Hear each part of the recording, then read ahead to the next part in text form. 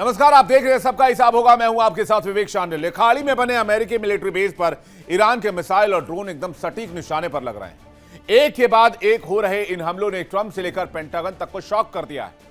अमेरिकी सेना की कमांडर हैरान है कि ईरान के पास इतनी सटीक लोकेशन आखिर आ कहां से रही है। पेंटागन की खुफिया रिपोर्ट में बहुत डराने वाला खुलासा हुआ है। अमेरिका को शक है कि यह कोई बड़ा जासूसी नेटवर्क नहीं है, बल्कि खुद अमेरिकी सैनिकों की लापरवाही है। तो क्या अमेरिकी सैनिकों की वजह से ही उन पर हमले हो रहे हैं और अमेरिकी सैनिकों की वजह से ही उनकी लोकेशन लीक हो रहे हैं? ऐसा कैसे हो सकता है? तो सबसे पहले जानिए खुफिया जांच में खुलासे क्या हुए। अमेरिकी सेना के टॉप कमांडर्स ने सैनिकों को चेतावनी दी है। मिडिल ईस्ट में तैनात अमेरिकी सैनिकों को चेतावनी जारी की गई है। सैनिकों के फोन से शेयर किए गए पोस्ट ईरान के लिए मददगार साबित हो रहे हैं। पोस्ट के लोकेशन से अमेरिकी बेस को निशाना बना रहा है ईरान। जल्द ही कुछ अमेरिकी सैनिकों को फोन जमा करने का आदेश भी दिया गया है। इंटरनेशनल मीडिया के हवाले से खबर आई है। इस चूक ने अमेरिका की नींद उड़ा दी। उन्हें डर है कि अगर इसी तरह अमेरिकी सैनिकों की लाइव लोकेशन लीक होती रही तो ईरान खाड़ी में मौजूद चुन चुनकर अमेरिकी सैनिकों को निशाना बनाएगा और खाड़ी से अमेरिका का नामो निशान मिटा देगा। ट्रंप ने कमांडर्स को सख्त लहजे में चेतावनी दी है कि सुरक्षा चूक को तुरंत रोका जाए, वरना अंजाम बेहद घातक होगा। बीते कुछ दिनों में ईरान ने खाड़ी में कहां सटीक हमला किया, जिससे अमेरिका के होश उड़े हुए हैं। जरा वो भी आप देख लीजिए। जॉर्डन में मुआफक साल्ती एयरबेस पर 17 जुलाई को ईरान ने विध्वंसक हमला किया। एक यूएस सैनिक ने बंकर में छिपने का वीडियो पोस्ट किया था। ईरान ने एयरबेस के बंकर्स, एयरफील्ड हैंगर को निशाना बनाया। Bahrain Isa airbase, US navy 5th fleet, Iran ने आराश कामिकाजी ड्रोन और मिसाइलों से बड़ा हमला किया। अमेरिकी सैनिकों के बैरक, ईंधन डिपो, हथियार गोदाम तबाह कर दिए गए। कुवैत का अली अल सलेम एयरबेस, ईरान ने ड्रोन हमले कर पैट्रियट रडार को निशाना बनाया। हवाई निगरानी प्रणाली को क्षतिग्रस्त कर दिया। कुवैत कैंप उदैरी अमेरिकी कैंप को गोला बारूद डिपो को एकदम सटीक लोकेशन पर लेते हुए ड्रोन अटैक किया। कुवैत में ही अहमद अल जाबेर एयरबेस को निशाना बनाया गया, जहां अमेरिकी रडार सिस्टम को तबाह कर दिया गया। अमेरिकी बेस पर हुए ये अटैक एकदम सटीक रहे और अमेरिकी सैन्य अधिकारियों का मानना है जब उन्होंने इस मामले की जांच कराई तो इसमें बहुत हद तक भूमिका अमेरिकी सैनिकों की संदिग्ध पाई गई।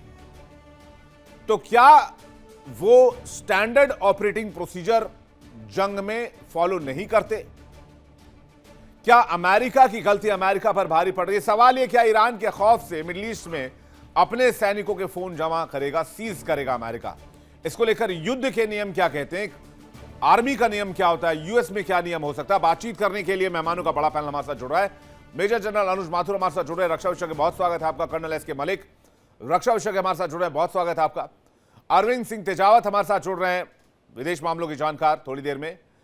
मौलाना नाजिम अशरफी जुड़ रहे हैं, ईरान मामलों के जानकार, बहुत स्वागत है आपका। पहला सवाल माथुर सर आपसे, क्या है एसओपी वॉर को लेकर? क्या कोई सैनिक इस तरह से फोन इस्तेमाल कर सकता है, सोशल मीडिया इस्तेमाल कर सकता है अपने सैन्य बेस पर, या फिर जब वो ड्यूटी पर हो, या जब ऑफ ड्यूटी पर हो, या किसी लोकेशन पर हो? विवेक देखिए, जय हिंद। पहली बात तो जय हिंद सर। देखिए क्या होता है, हर राष्ट्र की ये पॉलिसी अलग अलग होती है। एक चीज हमको समझने की आवश्यकता है कि आज की तारीख में, आज जिस प्रकार का एआई और हाईटेक माहौल पूरी दुनिया में है और जिस प्रकार से नेटवर्क सेंट्रिक वॉरफेयर आज आपको देखने को मिल रहा है, उससे एक बात बिल्कुल साफ है, वो ये है कि एक छोटी सी भी गलती, और गलती भी नहीं कहूंगा, एक छोटी सी भी लापरवाही जो है वो पूरे के पूरे चीज को कॉम्प्रोमाइज कर सकती है। और न केवल ये, बल्कि इस इलेक्ट्रॉनिक कैपेबिलिटी को और इस प्रकार की चीजों को हथियार के तौर पे भी प्रयोग में लाया जा रहा है। मैं आपका ध्यान आकर्षित करूंगा उस बात पे जहां पर पेजर्स के थ्रू अटैक किया गया था हिजबुल्लाह की लीडरशिप के ऊपर। हिजबुल्लाह की तमाम मीडियम और लोअर लेवल की लीडरशिप के ऊपर एक साथ पेजर के मार्फत हमला हुआ था। तो ये जो आपका जो भी इक्विपमेंट है या जो आपके पास है, जो इलेक्ट्रॉनिक एमिशन करता है, उसको आइडेंटिफाई करके उसको पकड़ पाना बड़ा आसान होता है। और उसको अगर जो आपका कोई एमिशन हो रहा है, उससे आप आइडेंटिफाई करके आप एक्यूरेट हमले किए जा सकते हैं। और शायद यही हो रहा है। हर एक देश की अलग अलग पॉलिसीज होती है। मैं आपको बता सकता हूं कि कई सोशल मीडिया प्लेटफॉर्म्स हैं जहां आज भी, जबकि लड़ाई नहीं है, भारत के जो जो सैनिक हैं वो उन सोशल मीडिया प्लेटफॉर्म पर नहीं रह सकते। तो ये बात चीजें होती हैं, ये एहतियातन होती हैं। और शायद एक संभावित कारण है, ईरान के पास और भी बहुत तरीके हैं इंटेलिजेंस को गैदर करने के। चीन और रूस से उसको लगातार विवेक, लगातार उनको मदद मिल रही है इस चीज की, एक्यूरेट इंटेलिजेंस उनको मिल रही है कहां पर क्या है, जिसकी वजह से वो सटीक हमले कर पा रहे हैं। उसके अलावा ये चीज जो है, ये एक थोड़ी सी लापरवाही आपको भारी पड़ सकती है। शायद यही कारण है कि अमेरिका ने कुछ रेस्ट्रिक्शंस अपने कुछ लोगों के ऊपर लगाने का प्रयास किया है। और इसमें मुझे लगता है कि इसमें कोई भी ऐसी बात नहीं है कि खौफ की वजह से ये हो रहा है। ये उनको लगा कि लापरवाही की वजह से उनको नुकसान हुआ है, तो उसको कहीं ना कहीं उसका प्रबंधन करने का ये प्रयास कर रहे हैं। अब एक चीज मैं आपको और बताता हूं कि इस प्रकार के जो रेस्ट्रिक्शंस लगाए जाते हैं, इलेक्ट्रॉनिक साइलेंसेस होते हैं, जब जैसे मान लीजिए आप एडवांस कर रहे हैं, उस समय भी एक टाइम ऐसा होता है कि उसके बाद इलेक्ट्रॉनिक साइलेंस किया जाएगा, कोई भी एमिशन नहीं किया जाएगा, ताकि आपके जो अटैकिंग मूवमेंट्स हैं वो कहीं भी पकड़े ना जाएं। तो इस तरीके की चीजें सदैव से वॉरफेयर में होती रही हैं। और ये रेस्ट्रिक्शन लगाया जाना, मुझे लग रहा है ये थोड़ा लेट हो गए हैं और इसकी वजह से इनको ऑलरेडी नुकसान हो चुका है। लेकिन जो बात हो रही है, ये अब इस बात को ये आगे बढ़ाने का प्रयास कर रहे हैं। मेरा ये मानना है कि इस चीज को खौफ न देख करके एक लापरवाही का निवारण के तौर पे देखा जाना चाहिए, विवेक। मतलब ये ऐसा होना नहीं चाहिए अगर स्टैंडर्ड प्रोसीजर की बात की जाए तो। जी। नहीं चाहिए था, लेकिन कई कई जगह कुछ कुछ अलग अलग श्रेणी के इलेक्ट्रॉनिक का जो आपके ऊपर रेस्ट्रिक्शंस होते हैं, अलग अलग श्रेणी के हुआ करते हैं। तो शायद कहीं ना कहीं लीडरशिप में कुछ कहीं का गड़बड़ होगी, या उन्होंने they have taken it for granted. ये भी लेकिन ये पॉसिबिलिटी चौंकाने वाली बात है अमेरिका सर। है। ये हम तो चौंकाने वाली बात है अगर ईरान इतने एडवांस्ड सिस्टम का इस्तेमाल कर रहा। अभी तक हम सुनते थे भाई मोसाद करता है या सीआईए करती है। मोसाद के ऑपरेशन सुने, जो जिस पेजर का आपने जिक्र किया कि भाई वो टेंडर भी मोसाद ने डलवाया, वो फोन से भी मोसाद ने ही आईआरजीसी के कमांडर्स को हटाया, और अटैक भी फिर बाद में पेजर्स में इजराइल नहीं करवाया। तो वो टेक्नोलॉजी वो समझ में आता है कि भाई इजराइल यूज कर रहा है। लेकिन ये ईरान से चौंकाने वाली खबर है मलिक साहब। जी विवेक जी, सभी मेहमानों को मेरा नमस्कार। जी। ये बात सही है कि देखिए, टेक्नोलॉजी, डिजिटल सिग्नेचर ऑपरेशन के दौरान अगर दुश्मन के हाथ में लग जाते हैं तो वो बहुत ही ज्यादा गंभीर विषय हो जाता है। कारण ये है कि सारा का सारा खेल होता है सरप्राइज डिसीजन पे, ऑपरेशन के ऊपर। दुश्मन को पता ही ना चल पाए कि सामने वाले जो एडवर्सरी है उसकी चालें क्या है। और डिजिटल सिग्नेचर आज के जमाने में ऐसी चीज है कि जो एक बार लीक हो गए, ये बेसिकली अमर सिग्नल हो जाते हैं। कहने का मतलब है आप इनको बैक ट्रैक नहीं कर सकते। एक बार आपसे एमिट हो गए, दुश्मन ने पकड़ लिए। और यही कारण है कि विवेक जी देखिए, ऑपरेशंस के अंदर जो मेजर जो फोर्सेस है वो हमेशा रेडियो फ्रिक्वेंसी बेस्ड जो एमिशंस है उन पर काम करती हैं। उनके जो कम्युनिकेशन है वो बड़े एनक्रिप्टेड होते हैं, और ये खासकर ये मोबाइल की दुनिया से यानी इंटरनेट की दुनिया से दूर होते हैं। और ये समझिए कि जहां जहां पे ऑपरेशंस की तैयारी होती है, वार रूम्स होते हैं, कि इंटरनेट का वहां पे एक्सेस भी एक तरह से वर्जित होता है। और जो जो फील्ड में काम करते हैं, जो कमांडर्स काम करते हैं, और इसके अलावा जो सिपाही एक्चुअली लड़ाई लड़ते हैं ऑफिसर के साथ आगे, उनके पास मोबाइल्स अक्सर नहीं होते। हालांकि ये बात बिल्कुल अनुज सर ने कहा कि अलग देशों की अलग अलग एसओपीज है, उनके डायरेक्टिव्स अलग अलग होते हैं। डिजिटल सिग्नेचर ना जाए दुश्मन के पास, इसके लिए हर एहतियात बरती जाती है कि जिससे कोई लीकेज ना हो, ताकि दुश्मन को उसका एडवांटेज ना मिल पाए। अब बात आती है कि जो अभी कंटेक्स्ट हम बात कर रहे हैं ईरान और अमेरिका की, निश्चित रूप से अमेरिकन जो है ना वो बहुत ही हाईली क्वालिफाइड टेक्नोलॉजी बेस्ड एक फोर्स है, और वो इन सब चीजों का इस्तेमाल करती है। लेकिन मैं समझता हूं कि अगर कहीं लीकेज हुआ है, it may be one time या फिर वन और इंसिडेंट, जिससे नुकसान भी हो सकता है उनको, वो हो। लेकिन इन सब चीजों को देखते हुए आई एम श्योर कि वो अपनी गैप्स को प्लग करेंगे, और ये डिजिटल गैप्स जो प्लग्स जो बने हैं इनको जरूर वो प्लग करेंगे। नहीं तो निश्चित रूप से कोई भी डिजिटल लीकेज ईरान के लिए बहुत एडवांटेजेस हो सकता है। जी विवेक। लेकिन ये तो चौंकाने वाली बात है नाजिम अशरफी जी, जिस तरह से ईरान ने टेक्नोलॉजी का इस्तेमाल करना शुरू किया है। और हमने इस वॉर में अभी तक ड्रोन टेक्नोलॉजी भी देखा है जिसने अमेरिका के महंगे हथियारों को ध्वस्त करने का काम किया। और ये एक स्टडी भी है कि आप बड़ी बड़ी ताकतों को कैसे हैंडल कर सकते हो, छोटे इक्विपमेंट से, छोटे वॉर मशीन से, छोटे छोटे ड्रोन से।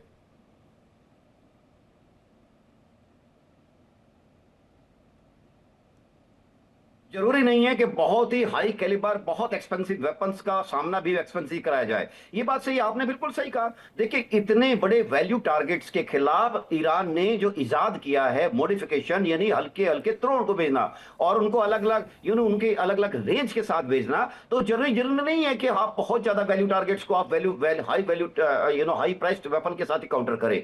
इसी तरह से मैं ये कहता हूं कि देखिए, कितने बड़े आपके डिपोज हैं, आपके एमिनिशन डंप्स हैं, आपके एयर हैंगर्स हैं, आपके कम्युनिकेशन और कमांड सेंटर्स हैं। इन सब के लिए कोई भी एक डिजिटल लीक डिजास्टर साबित होगा किसी भी कंट्री के लिए। और मैं समझता हूं कि कंट्री वैसे तो एहतियात बरती जाती है, बट हो सकता है कि ह्यूमन एरर की वजह से या किसी लापरवाही की वजह से अगर कोई भी लीकेज आता है तो दूसरे एडवर्स कंट्री के लिए बहुत ज्यादा सिद्ध हो जाता है और ये डिजास्टर साबित होता है दूसरे कंट्री के लिए। ये बात सही है। और एक बात और सुनाए, देखिए, ईरान को ऐसा नहीं है कि ईरान अपने दम पे ही काम कर रहा है। ईरान अपने पास भी उसके पास कैपेसिटी डेवलप हुई है। इसके साथ साथ पूरे चाइना का पूरा डिजिटल बैकअप उसके साथ है, रशिया का भी कुछ सपोर्ट है। तो कुल मिलाकर ये जो सब लाइव चीजें चल रही हैं और उसको लाइव जानकारी दी जा रही है, इसमें चाइना का एक रोल आप मना नहीं कर सकते, वो बहुत बड़ा रोल है। और चाइना इस चीज में बहुत एक माहिर कंट्री है कि कैसे सर वो तो ठीक है, लेकिन अभी तक क्या खाड़ी देशों में इस तरह से एडवांस टेक वॉर हमने नहीं देखा था तेजावत जी। ये बहुत एक तरह से एक माइलस्टोन भी है और एक एग्जाम्पल भी सेट किया ईरान ने। देखिए विवेक साहब, ईरान के मामले में थोड़ी सी बात अलग है, क्योंकि ये बाकी खाड़ी देशों जैसा नहीं है।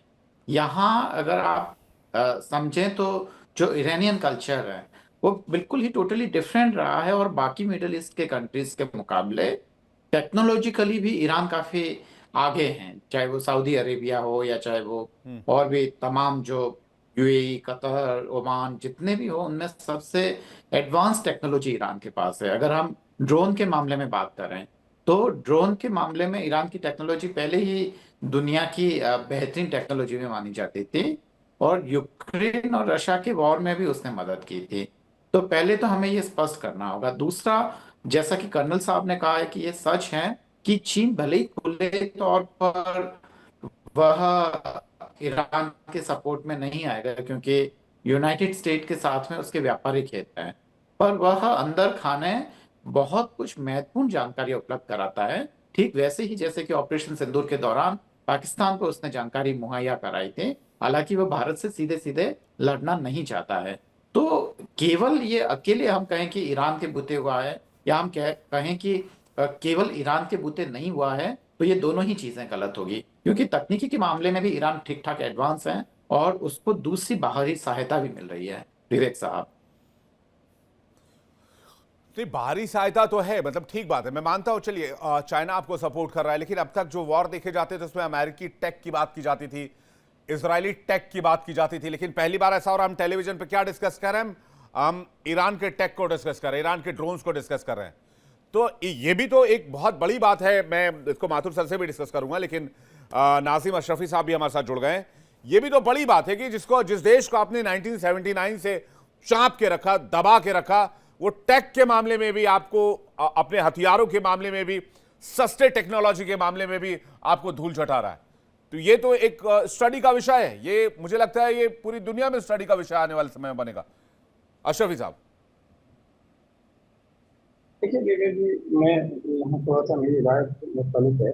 वजह ये है कि देखिए, कहते हैं ना, ये जो ईरान ने जो इस जो जंग को लड़ा है ना, इस ईरान में क्योंकि यहाँ एक स्थिति, जो हालात थे दूसरे तरीके के थे। यहाँ क्या कहते हैं, लीबिया को देख चुका था, अफगानिस्तान को देख चुका था, इराक को देख चुका था। तो ये जाहिर सी बात है, धीरे धीरे अमेरिका धीरे धीरे उसको जो है नेस्त नाबूद करने के चक्कर में जैसे और इस्लामिक ममालिक को उसने खत्म किया। हालांकि उससे आप देख ही रहे कि सारी दुनिया ने देखा कि उसका असर क्या हुआ। सर, पूरी दुनिया पर उसका पड़ा, महंगाई हुई और सब लोगों को उसका घाटा नुकसान हुआ, और जिनके जो जानी माली नुकसान हुए वो तो हुए ही। यहाँ ईरान ने बहुत पहले पुख्ता तैयारी कर ली थी, और बहुत पहले से तैयारी की गई। उस वक्त में जब इराक से जंग लड़ रहा था अमेरिका, तो ईरान इसमें इराक का साथ दे नहीं पाया था, हालांकि वो देना चाहता था उस टाइम भी, मगर क्योंकि ईरान और इराक की बहुत पुरानी जंग चल रही थी, तो उस वक्त में उनके दिल में जो था बड़ा फर्क था, एकदम मन मुटाव बहुत ज्यादा था। अब मगर ईरान ये जानता था कि अब इसके बाद में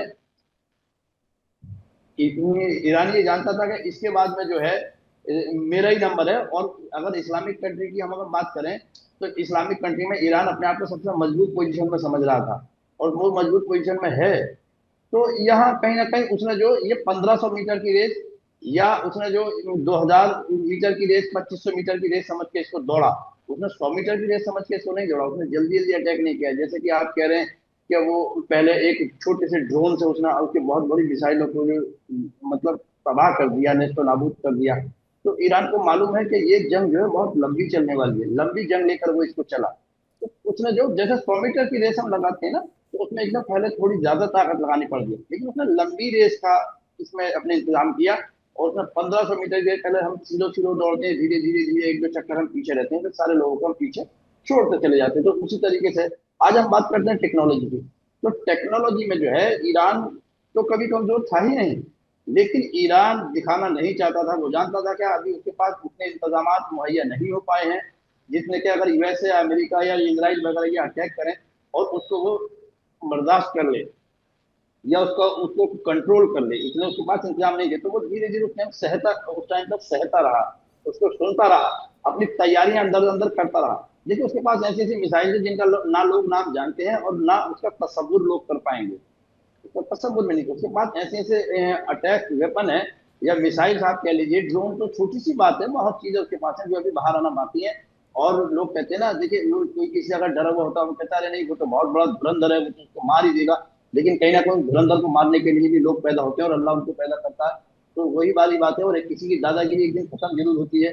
यहाँ बिल्कुल एक तरह से इसको अमेरिका की दादागिरी खत्म करने की लड़ाई थी, और ईरान ने और ईरान के जो जितने भी फर्द अफराद हैं, मतलब ईरान आप ये के कह रहे हैं कि ईरान लंबे समय से तैयारी कर रहा था इस चीज के ईरान लिए, इस वॉर के लिए, यानी ईरान को यह एंटीसिपेटेड था कि यह लड़ाई एक न एक दिन होनी है। जी बिल्कुल, उसे ये पक्का वो मतलब श्योर था, 110% डेफिनेटली श्योर ईरान कि ये, क्योंकि उसे मालूम है ना पावरफुल कंट्री में है इस्लाम, जितने मिडिल ईस्ट और गल्फ कंट्री में सबसे पावरफुल ईरान ही है। तो वो जानता था कि अब ये छोटे छोटे ना, तो करंट को छू के देखा जा रहा है कितने वोल्टेज आ रहे हैं। जब हाई वोल्टेज वो चेक कर लेगा अमेरिका, तो लास्ट में भी वो छू के देख रहा है छोटी छोटी कंट्री को। जब वो सक्सेस हो जाएगा तो उसका जो जो निशाना है, उसका जो टारगेट है वो मैं हूं, ना कि कोई और, ना कि कोई और मुस्लिम इस्लामिक ममालिक, कोई में से नहीं है कोई उसका टारगेट। उसका टारगेट सिर्फ ईरान था, और उसकी तैयारी बहुत मजबूती से चल रही थी। और कहीं ना कहीं छोटे बड़े बच्चे, औरतें, जवान, मर्द, औरतें, सबने इसको त्योहार के साथ मनाया कि अब इस जंग को हमें आखिरी इख्तिताम तक पहुंचाना है, आखिरी मकाम तक इसको लेकर जाना है, और अल्हम्दुलिल्लाह इसको हमें फतह हासिल करनी है। और वो आपने देखा, ईरान ने दिखाया अपनी ताकत और कुव्वत को, मनवाया, लोहा मनवाया और जाहिर किया। ये जैसे कि मैंने और जितने मेरे को पैनलिस्ट हैं और आपने, सबने, पूरी दुनिया ने। जी माथुर सर, क्या आप भी यही मानते हैं? और देखिए विवेक, मेरा मत थोड़ा सा भिन्न है। मैं आपको ये बताता हूं कि ये इस डिल्यूजन में हमें नहीं रहना चाहिए। पहली बात तो मैं इस बात से पूरी तरह सहमत हूं कि ईरान पिछले 47 सालों से इस लड़ाई की तैयारी कर रहा है। अमेरिका की प्लेबुक का एक एक पन्ना ईरान ने बेहतर तरीके से पढ़ा है, और इसी वजह से जो उनकी जो नई जिसकी स्ट्रेटेजी की हम अक्सर बात किया करते हैं, वो स्ट्रेटेजी जिसमें उन्होंने 3 डीज का प्रयोग किया था, डिसेंट्रलाइज, डेलीगेट एंड डिस्पर्स, वो उन्होंने करके दिखाया। और उसकी वजह से वो जो जो अमेरिका की जो मेन तरीका काम करने का था कि remove the head and the body will fall, वो नहीं हुआ ईरान के केस में। लेकिन एक चीज मैं आपको ये बताना चाहता हूं कि ये बात हम बार बार करते हैं कि ईरान ने अमेरिका को खत्म कर दिया, नेस्त नाबूद कर दिया, बिल्कुल वो कर दिया। ये बिल्कुल बड़ा डिल्यूजन है। अमेरिका एक बहुत बड़ी मिलिट्री पावर है, उसको खत्म करना संभव नहीं है किसी के भी लिए। ईरान का जो हुआ है, मैं बार बार ये शब्द प्रयोग में लाता हूं, ईरान 2 महीने जो लड़ाई हुई, 40 दिन उसमें टिका रहा, उसने अमेरिका को टिकाया नहीं है, वो टिका रहा, ये है। और ये बात जो मैंने पहले भी कही थी उसको मैं रिपीट कर रहा हूं कि Iran wins if they don't lose and America loses if they don't win. ये बिल्कुल क्लियर था। तो अमेरिका की जो हार नजर आ रही है वो इसलिए कि वो आउटराइट विक्ट्री उसको नहीं मिली। ईरान की जीत आपको नजर आ रही है वो इसलिए क्योंकि वो हारा नहीं पूरी तरह से। लेकिन ये कहना कि उसने अमेरिका को खत्म कर दिया वो बिल्कुल सही नहीं है। दो एग्जाम्पल मैं दूंगा आपको छोटे छोटे, आप मुझे बताएं अमेरिका के जितने भी युद्धपोत यहां खड़े हैं उनके ऊपर हमला होगा तो कोई कोलेटरल डैमेज नहीं होगा। वो तमाम युद्धपोत जो इजराइल के ईरान के जो छुपे हुए हथियार हैं जिनके बारे में वो बात कर रहे थे कि अभी तक तो दिखाए ही नहीं है हमने, उनकी किसी ना किसी हथियार की रेंज में है। क्यों नहीं उसकी एक भी मिसाइल उन युद्धपोतों की तरफ गई? एक भी नहीं गई। उसकी मैं वजह बताता हूं, क्योंकि वो उसको उस लेवल तक एस्केलेट करना नहीं चाहते। उनको मालूम है कि एक मिसाइल अब्राहम लिंकन की तरफ गई तो उनका क्या हाल होगा। दूसरी बात, ये जो मुद्दा मेन है कि इजराइल जो है वो हमले लगातार कर रहा है, इस वजह से हमने ये इतना बेहतरीन मौका जो उन्होंने गंवा दिया, जबकि अमेरिका ने सरेंडर करके सारे पॉइंट्स इनको दे दिए थे उसको, क्योंकि इजराइल हमले कर रहा है। इजराइल हमले कर रहा है, फिर भी एक मिसाइल इजराइल की तरफ उनके मार दागने की हिम्मत नहीं हो रही। तो फिर ये मैं बता रहा हूं विवेक आपको कि ये बात को समझने की आवश्यकता है। ताकत की दूसरे की ताकत के का अंदेशा लगाना एक बहुत बड़ी बात होती है। Know your self and know your enemy, दोनों चीजें बहुत ज्यादा जरूरी होती हैं। और ईरान इसको मैं ये कह रहा हूं बेहतरीन तरीके से क्या काम में ला रहा है, और वो जानता है इस बात को कि वो किसी तरह से अमेरिका को मिलिटरीली नहीं हरा सकता। ये ईरान जानता है, इसीलिए वो एसिमेट्रिक वॉरफेयर का सहारा ले रहा है और जी। इसीलिए टेक्नोलॉजी का वो प्रयोग कर रहा है। एक सेकंड और विवेक, लास्ट लाइन प्लीज। जी। और ये हाँ। जो टेक्नोलॉजी का जहां तक सवाल है, ये जो रेडियो साइलेंस की और इनकी बातें कर रहे हैं, ये 50 सालों से second world war, first world war, हर एक जगह इस चीज का इस्तेमाल किया गया है कि कुछ जगह पर आकर के कोई चीजें आपको नहीं करनी है। रेडियो सेट जिस पर नेचुरली अल्फा ब्रावो चार्ली बोलते थे, उसके ऊपर भी कुछ जगह के बाद रेस्ट्रिक्शंस होते थे। तो ये कोई नई चीज नहीं है, ये लगातार होता चला आ रहा है। और किसी भी प्रकार की इलेक्ट्रॉनिक लापरवाही पूरे बेस के लिए खतरा हो सकती है, ये बात समझ सकिए। नाजिम अशरफी आपको कुछ कहना चाह रहे थे। नाजिम साहब। जी, मैं ये कह रहा हूँ विवेक जी, ईरान ने कभी ये नहीं समझा कि उसने अमेरिका को मिटा दिया, अमेरिका को हरा दिया, अमेरिका को नेस्तो नाबूद कर दिया। वो इसने कभी समझा ही नहीं और ना वो समझेगा ये चीज। लेकिन कहीं ना कहीं उसे ये सोच के चलना पड़ रहा है कि जितनी भी अभी तो उसके जो अपने खुद भाई बहन है, अभी तो उनको मनाना बाकी है। अभी ये पूरी शादी की तैयारियां चल रही है, अभी शादी का दिन नहीं आया है। क्योंकि अभी तो रिश्तेदारों को जैसे मनाते हैं ना, अभी तो मनी मनोवर का दौर चल रहा है इसमें। क्यों?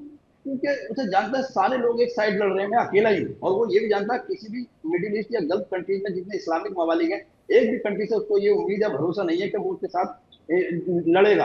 हाँ, वो एक बार रशिया से ये भरोसा कर सकता है, एक बार चीन से कर सकता है, वो उनको वेपन देंगे, उनको हथियार मुहैया कराएंगे। लेकिन किसी भी इस्लामिक कंट्री से तो ये वो उम्मीद रख ही नहीं सकता। तो अकेले लड़ना है, ऐसा नहीं है कि उसके पास कोई वेपन नहीं है तो अभी उसने एकदम डायरेक्ट अटैक क्यों नहीं कर दिया, उसने उसको खत्म क्यों नहीं। वो ये कभी सोच के ही नहीं चल रहा कि मुझे खत्म करना। ना लड़ाई उसने शुरू की थी, ना वो अब लड़ाई को खत्म करना चाहता ईरान। मैं आपको ये बात भी बता दूं कि अब वो लड़ाई को खत्म भी नहीं करना चाहता। वो कह रहा है कि जब बार बार बात हो रही है तो एक बार निपट ही जाए, चाहे इस पार जाए कि चाहे उस पार जाए। और कहीं ना कहीं इसकी तैयारी थी, ये बात हकीकत है, और तैयारी इसने काफी बड़े पैमाने पर की है। लेकिन वो धीरे धीरे तैयारी को करके लेकर चलना चाहता है, क्योंकि वो अगर अभी अटैक करेगा, ताबड़तोड़ अटैक करेगा बहुत ज्यादा, तो उसके पास इतने वेपन एग्जैक्टली नहीं है। क्योंकि वो उसके अपना जो उसका जो साधन है उसको अभी जल्दी में नहीं खत्म करना चाहता। लेकिन आप एक बात समझिए, इसे सारे लोग बहुत भाग धुरंधर कहते हो, उसके सामने खड़े हो पाना भी अपने आप में एक बहुत बड़ी बात है। वही बात है नाजिम साहब, वही बात है कि भाई जिस अमेरिका की आंख में आंख डालकर बात करने से भी दुनिया के कई मुल्क कतराते हों, उसके सामने खड़े रहना भी तो बड़ी बात है। वो तो अपने वही ईरान की जीत है। मलिक साहब। विवेक जी, जैसा नाजिम साहब बोल रहे थे बिल्कुल सही बात है। देखिए, ईरान का पहले से ये देख लीजिए कि पूरे जो दूसरी यानी हॉर्मुज के स्टेट के सामने जो जितने भी कंट्री हैं उनके साथ पहले से 36 का आंकड़ा रहा है, किसी न किसी रूप को लेकर। बहरून को शायद इसलिए कि उसने इजराइल को मान्यता दी थी और इजराइल के वहां पर उनके आदान प्रदान चालू हो गए। देखिए, अप्रोच में बदलाव लाने की जरूरत है। ये कोई एग्जिस्टेंस का जमाना है। देश अपने अपने सामरिक हितों की रक्षा जरूर करते हैं, करना भी चाहिए, लेकिन इसका मतलब ये नहीं है कि दूसरे कंट्री को आप एक तरह से ये उसको डेथ थ्रेट देने लगे। मैं समझता हूं कि जैसे फॉर एग्जाम्पल, मैं यहां तो थोड़ा आपको हो सकता है इरेलीवेंट लगे, मुझे लगता है ट्रंप साहब का एक ही चीज अकलमंदी की है, जो कि है अब्राहम अकॉर्ड। अब्राहम अकॉर्ड के अंदर लाके एक दूसरे के, अगर वो देशों को मना के एक टेबल पे बैठा सकते हैं, पूरे खित्ते के अंदर एक शांति का बहुत अच्छा प्रयास था, और यही मुझे लगता है कि सॉल्यूशन के सबसे नजदीक है। और अगर आप अपनी इसी जिद पर अड़े रहेंगे, death to so and so, death to so and so, मैं समझता हूं ये दुश्मनी जारी रहेगी। और ये ऑपरेशन चाहे कितना इसमें पॉज भी आ जाए, रुक भी जाए, सेटल भी हो जाए, समझिए दुश्मनी लंबी चलने वाली है, क्योंकि अल्टीमेटली लड़ाई इकोनॉमिक्स की है, अर्थव्यवस्थाओं की है। अर्थव्यवस्था पूरे सामने तो आपने पूरी बंद कर दी, क्योंकि क्या होता है, देखिए कमर्शियल शिपिंग है, ये कोई मिलिट्री नेवी नहीं है कि आई ऑपरेशन करिए निकल गई। ये कंटिन्यूअस पूरे लाइफ लॉन्ग चलने वाली है, देशों की अर्थव्यवस्था को प्रभावित करने वाली है, जो प्रोड्यूसिंग है उनके भी और जो इंपोर्टर है उनके भी। अब इन सब चीजों पर आता है अमेरिका का रोल। अमेरिका का तो डर एक ही है, अगर हॉर्मुज पे डोमिनेंस आ जाता है, सीधी सी बात है, हमने को डिस्कस कर चुके हैं, तो ये डी डॉलरेशन शुरू हो जाएगा। मैं इसकी डिटेल में नहीं जाऊंगा, क्योंकि इसके साथ अंडरस्टूड है। तो ये कहानी है कि सारा का सारा हॉर्मुज पे जो कंट्रोल है, वो सिर्फ, कोई फर्क नहीं पड़ता अमेरिका को, वो $1 बढ़ा दे, $2 बढ़ा दे, ये कंट्रीज को, देश है जो इंपोर्ट कर रहे हैं वो अपना भुगतेंगे इसको, लेकिन फर्क पड़ेगा उसके मित्र राष्ट्रों पे, जो उसको मजबूती देते हैं और जो डॉलर के अंदर कंट्रीब्यूट करते हैं। तो झगड़ा सारा यहां है, इस चीज पे ये कहां सेटल होता है, ये दरार कितनी इनको पाटा जाता है, ये हमें देखेंगे समय के आने के साथ। लेकिन मुझे लगता है कि ये साइनोसॉइडल वेव चलती रहेगी अभी। जी विवेक। माथुर सर कुछ कहना चाहते हैं? माथुर सर जल्दी से। हाँ, बस मैं एक ही यही लाइन आपको बताने की कोशिश कर रहा था। देखिए, हाँ। जो ईरान का सोच विचार है, उसको उनको समझने की आवश्यकता है। ईरान को अपनी अर्थव्यवस्था की ओर देखने की आवश्यकता है, और हाँ। ईरान को जिस प्रकार की परिस्थिति वहां पर हो रही है उसको देखने की आवश्यकता है जी। और एक चीज, एक जो मैं कहना चाह रहा जी। था, वो एक लाइन और, जी। कि प्रिंसिपल ऑफ वॉर होता है जो कि पूरी दुनिया में माना जाता है, उसको कहते हैं इकोनॉमी ऑफ एफर्ट। और जो ईरान ने उस इकोनॉमी ऑफ एफर्ट के प्रिंसिपल ऑफ वॉर का बहुत बेहतरीन तरीके से इस्तेमाल किया है, कि आप अपने संसाधनों को इस प्रकार से प्रयोग में लाएं कि वो लंबे समय तक आप उनको अलग अलग तरीके से प्रयोग करते रहें, सही जगह पर सही मात्रा में सही वेपन सिस्टम को डिलीवर करना, ये इकोनॉमी एफर्ट है, और यही काम ईरान बेहतरीन तरीके से कर रहा है। लेकिन ईरान के सामने चैलेंज ये है कि अमेरिकी डिफेंस में इतना डेप्थ है और उनके पास इतना पैसा है कि वो कई सालों तक लड़ सकते हैं। तेजावत जी का रिएक्शन चाहूंगा इस पर। देखिए विवेक साहब, ईरान की क्षमताओं का ठीक ठीक अंदाज लगाने के लिए आपको ये जानना होगा कि जो ईरान है वो नैनो टेक्नोलॉजी में फोर्थ ग्लोबली है। उसके अलावा एरोस्पेस में उसके पास ये कैपेसिटी है कि वह अपने एक तरीके से डोमेस्टिक सैटेलाइट को वो ऑर्बिट में फिट कर सकता है। उसके अलावा खासकर मेडिसिन या अगर बायोटेक्नोलॉजी में कहें तो स्टेम सेल्स वाले रिसर्च में उसका ग्लोबली सेकंड रैंक है। इसलिए यूएस के मुकाबले में इतना कमजोर मत समझिए। और खासकर जो ईरानियन इंजीनियरिंग को अगर आप देखें, जो कि आपने खासकर हमास से लड़ते हुए इसराइल को जो संकट आया था, या कि खासकर अगर सारी की सारे उसके हथियार अगर यूनाइटेड स्टेट नष्ट नहीं कर पा रहा है, तो कहीं ना कहीं ईरान की क्षमताओं पे हमें उतना शक नहीं करना चाहिए। माना कि यूनाइटेड स्टेट बहुत ताकतवर है, पर अगर हम देखें तो ईरान की क्षमताओं को भी कम नहीं आंकना चाहिए। विवेक साहब जी, बहुत बहुत शुक्रिया तेजाब जी आपका। अशरफी साहब आपका बहुत अच्छा, अशरफी साहब कुछ कहना चाह रहे हैं? अशरफी साहब बताइए जल्दी से। जी, मैं विवेक जी एक बात ये कहना चाह रहा था कि कहीं ना कहीं ईरान, वो अमेरिका घबराया तो है, क्योंकि जहां 10,000 उसकी फोर्स थी वहां उसने 50,000 प्लस कर दिया है, तो घबराहट तो साफ दिखी। और जब भी मतलब डील की बात की है वो अमेरिका की तरफ से हुई है, ईरान की तरफ से नहीं हुई है। तो मेरे ख्याल से इसके लिए हमें ईरान को शाबाशी देनी चाहिए। वैसे भी जब जब अमेरिका घबराता है वो अपनी आर्मी को आगे करता है। बहुत बहुत शुक्रिया आप मेहमानों का हमारे साथ जुड़ने के लिए और अपना कीमती वक्त देने के लिए बहुत बहुत धन्यवाद। खास पेशकश में फिलहाल इतना ही वक्त, एक छोटे से ब्रेक का है। बने रहिए हमारे साथ, खबरें लगातार जारी।